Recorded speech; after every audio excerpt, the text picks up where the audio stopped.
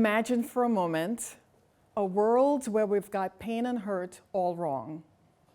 Today, I'd like to spark a conversation about a simple yet profound misunderstanding that shapes our lives.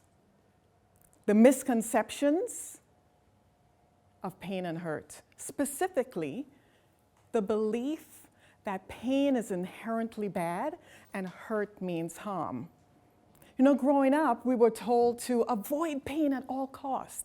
Don't touch the hot stove. Stay out of trouble so you won't get hurt.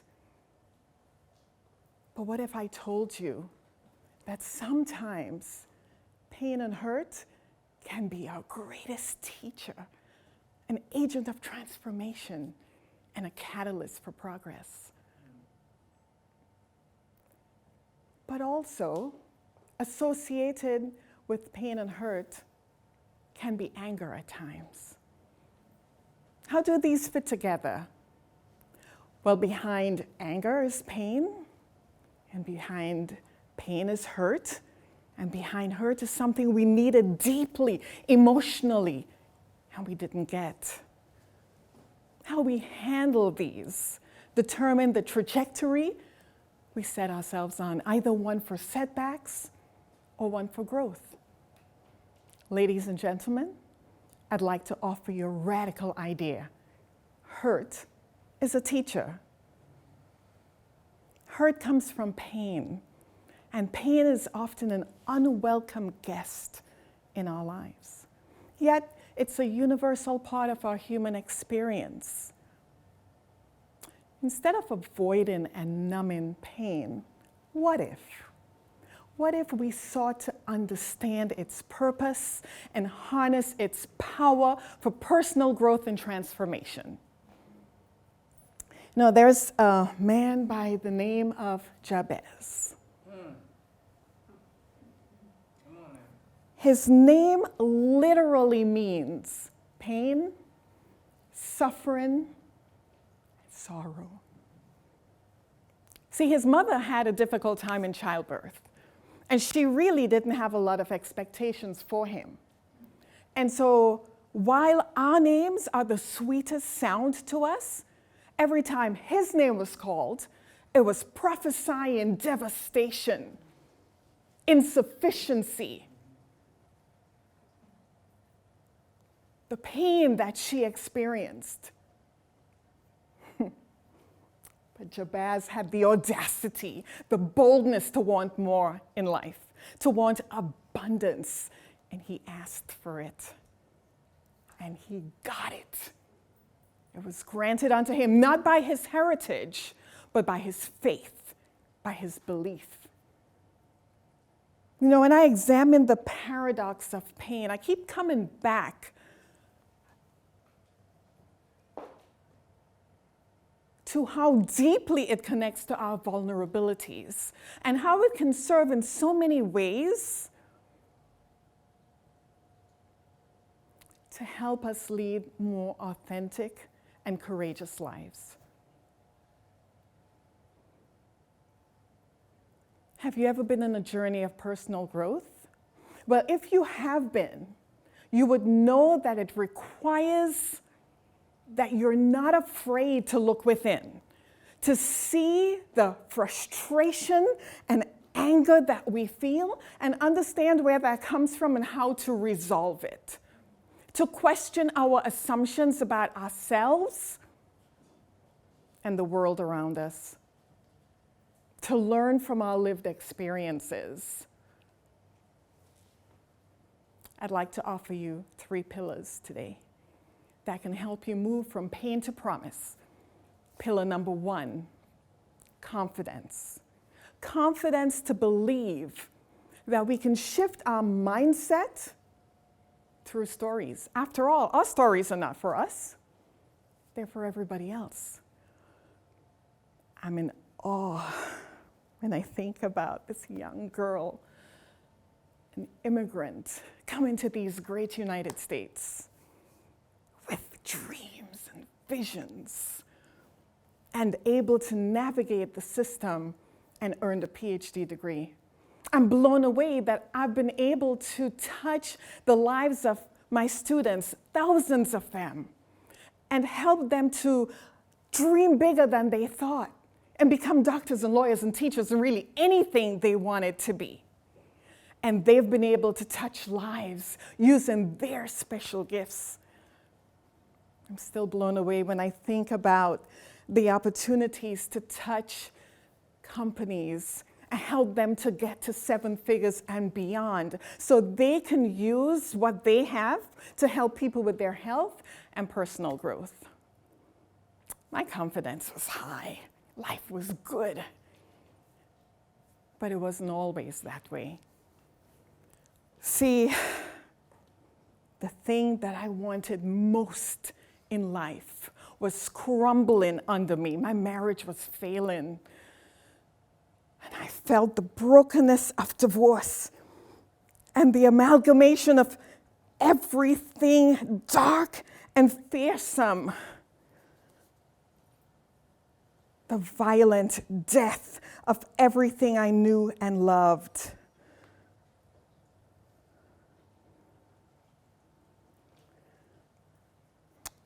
I didn't know what to do. But I found the untarnished girl within me. I dug deep to find her. And when I did, I loved her and nurtured her. And I realized that my past doesn't equal my future. I realized that my get-up muscle is strong. So I got up. I rose up to face my shame and my failure, all the while reminded myself that while I fail, I wasn't a failure. Because it's not what you go through, it's what you grow through that really matters. And boy, did I grow. I didn't want this irritation.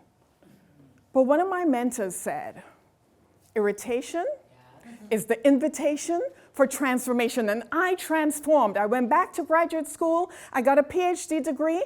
And then I poured myself into motherhood because I needed to provide the best opportunities for my children. And yes, protect them from pain. Little did I realize that by desiring to do that and wanting to do that, I was going to be protecting them and keeping them from one of their greatest teachers. Yeah, we still have to protect them, but there are some lessons in life that they can only learn from their life experience. And that is why I rise to help others use their pain and pivot it to their purpose and their power and use their platform to help others heal. It's an interesting thing when we think about this universal experience we share called pain. Family systems theory says we affect and are affected by each other. In the book Welcoming the Unwelcome, the author Pima says, the person who's caused us the greatest hurt, the greatest pain, the greatest suffering, the greatest humiliation is our greatest teacher. And we ought to be thanking that person. Pima also says that habitually we see obstacles as the enemy, but we really should see it as our friend because we learn so much. And I say, upon introspection, we'll see that those things, those people served as a catalyst to help us dig deep within the inner resources of ourselves that we did not even know we had, laying dormant within us, just waiting to be activated. I also say, introspection is the authorization for elevation. Healing requires us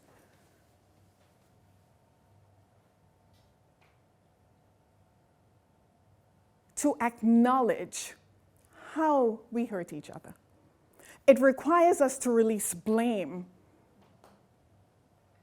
forgive, and make peace within ourselves. The serenity prayer says, grant me the serenity to accept the things I cannot change, the courage to change the things I can, and the wisdom to know the difference.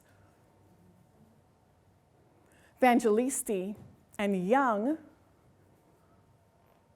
state that hurt involves a felt sense of vulnerability, a felt sense, you feel it. And that helps to explain why a broken heart can literally feel unbearable. Point number 2 is clarity. Point number 1 was connection. Point number 2 is clarity. Clarifying that hurt can be the catalyst for healing, the hurt teacher. It's like when we're hurt, it forces us to pause and reflect. And in that state of vulnerability, that's where healing happens. It commands us to really take a close look at our lives. The hurt teacher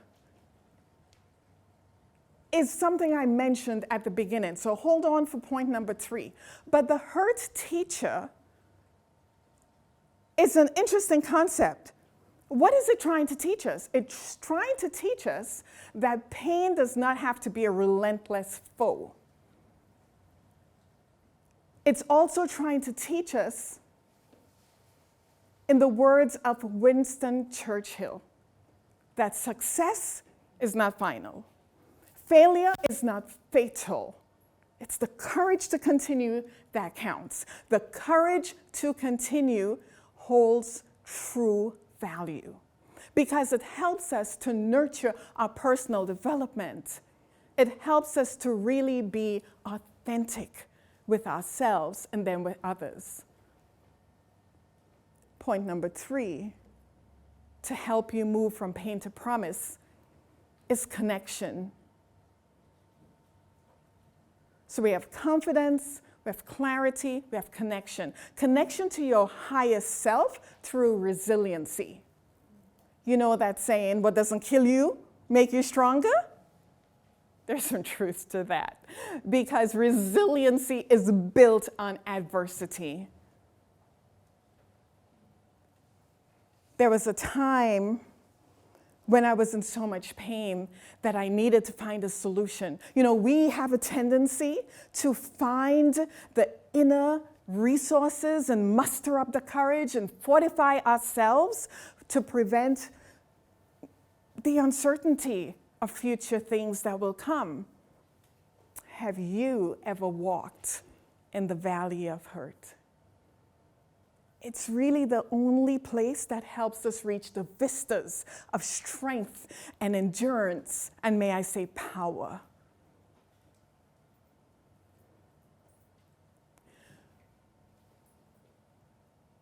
Ladies and gentlemen, we have been thinking about pain all wrong. We have an opportunity to really shift our thinking.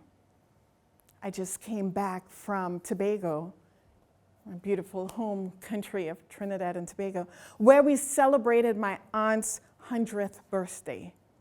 And as I thought about the lifespan, the scope of her life, and the numerous times she's had pain and discomfort and learned from those experiences, the cycles of her life that brought her closer to understanding life, I thought about 100 years of dealing with pain and hurt. And when I looked upon her, you know what I saw? Peace. And I thought, what if we harnessed those life lessons now? Some of us will never make it to 100. Don't wait. What if we did it now and start to live in that peace that we're seeking each and every day? Ladies and gentlemen, I invite you to give yourself permission to experience pain as a temporary and instructive force.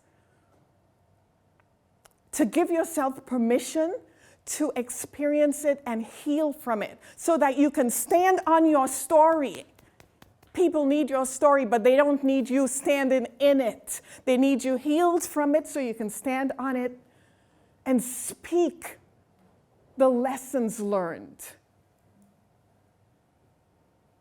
The next time you feel the sting of pain, commit to the mission of possibilities, knowing that pain and hurt don't have to limit us. Rather, they can propel us to unforeseen growth and unparalleled breakthroughs. I believe in you. I believe in me. I believe that we are conquerors. If you believe the same thing, turn to your neighbor and say, I am a conqueror.